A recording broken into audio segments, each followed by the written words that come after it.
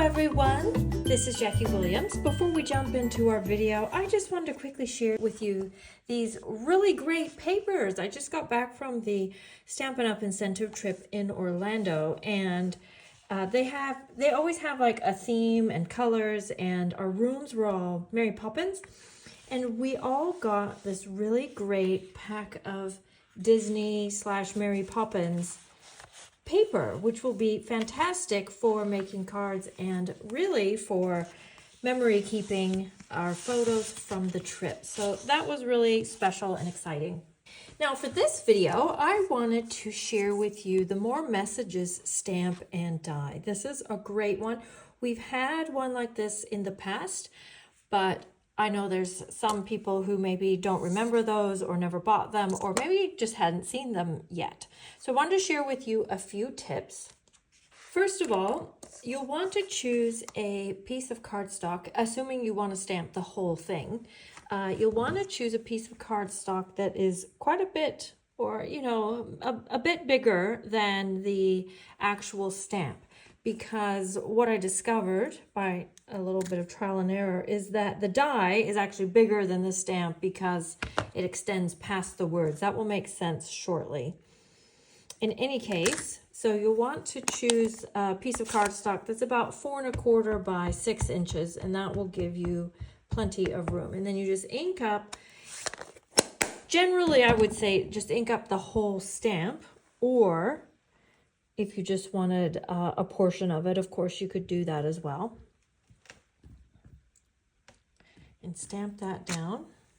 And then this die, if I can get it the right way, then fits over these. And then when you run it through the die cutter, it cuts them all out at once. And then you have a whole stack of words ready to go. So you'll end up with something like this. Now I've used a couple off of here, but I've done some on Secret Sea. I've white embossed on Basic Black. I have gold embossed on Blackberry Bliss. And then another thing you could do is just use the die and just cut out some white or vanilla or any other color that you use quite a bit. And then you just have these shapes ready, and then you can just stamp your words on as you need them in the color that you need for that particular project. Now, as I mentioned, you could stamp the whole thing and then you'll have some extras, or you can just use a smaller piece of paper and ink up a portion of it and just get 1 or 2 at a time as you need them. But I am a big fan of having a container of words ready to go. It just makes that creating so much quicker. I also find it quite helpful to when I'm deciding like what color or what shape or size to use, even if it's not going to be this exact one, I can just see if that color looks right. So they're quite useful to have right on hand. Now another tip is you could buy 2 of these stamp sets, and one of them leave holes so it fits the die nice and easy, or you could actually cut these apart and then you have a whole lot of words just as individuals. And then you can use the die that coordinates with on the die that comes with this, or you could use other dies or different things with it as well. So there's just some different ways that you can use it most effectively. Now also, you can use this as a very handy set of labels, even if you're not using these words.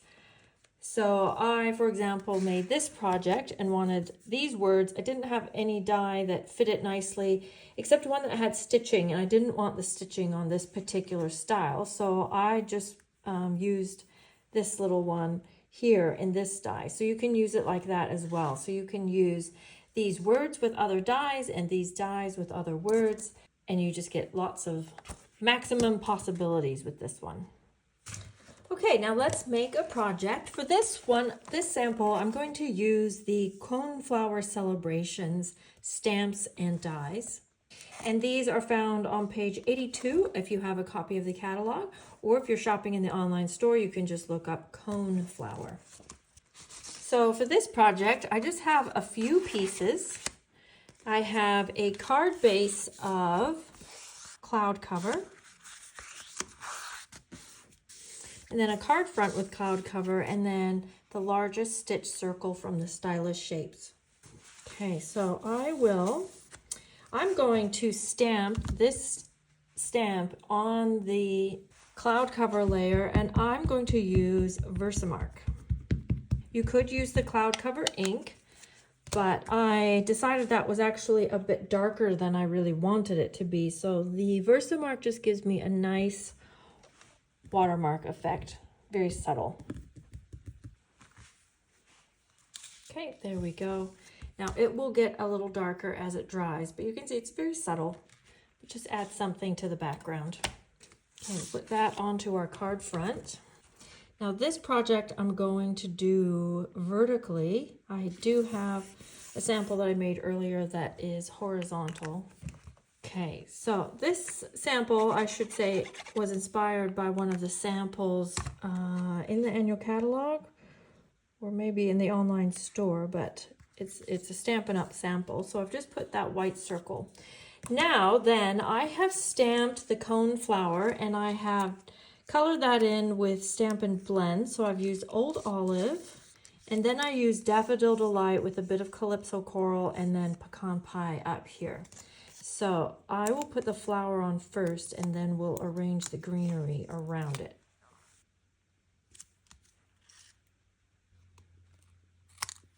And then we'll put the leaves on. So you could make up a lot of cards like this, and then just have your words handy, and then when it's time to use your card, you can then add the words that you need. So let's see. I like the time to celebrate. I'll just add a little bit of twine underneath, just our basic white twine. Just tying that in a simple bow.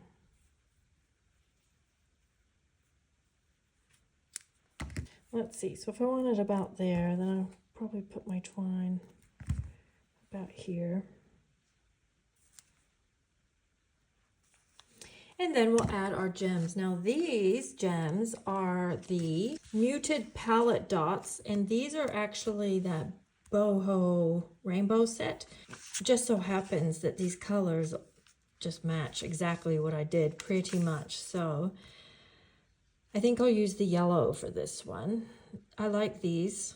Sometimes yellow can be really bright, but these are a nice soft, almost like a buttercup sort of yellow. I'll put those on like that. And there we go. There is our simple project, and I still have plenty of words to spare. Now I've got some more samples for you. So this is the one that I made earlier. And you know how we did Versamark for the ink in the background here? I Versamarked it and then put clear embossing powder on it. So it's a little bit shiny, but also made it quite a bit darker. So it's a bit busier. So that's just personal preference, which way you like it. I think I prefer it a little bit softer, but I think both look good.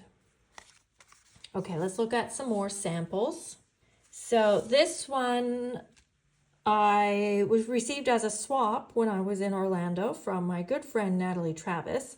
So this was a great idea. She's just stamped it cut tone on tone with Strawberry Slush, and then just pulled out one of the words in a contrasting color. So nice, a quick card to do.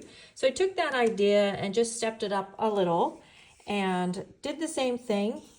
Did the stamp as a background, then added a little layer of embossing in behind, and then pulled one of the words out and gold embossed that.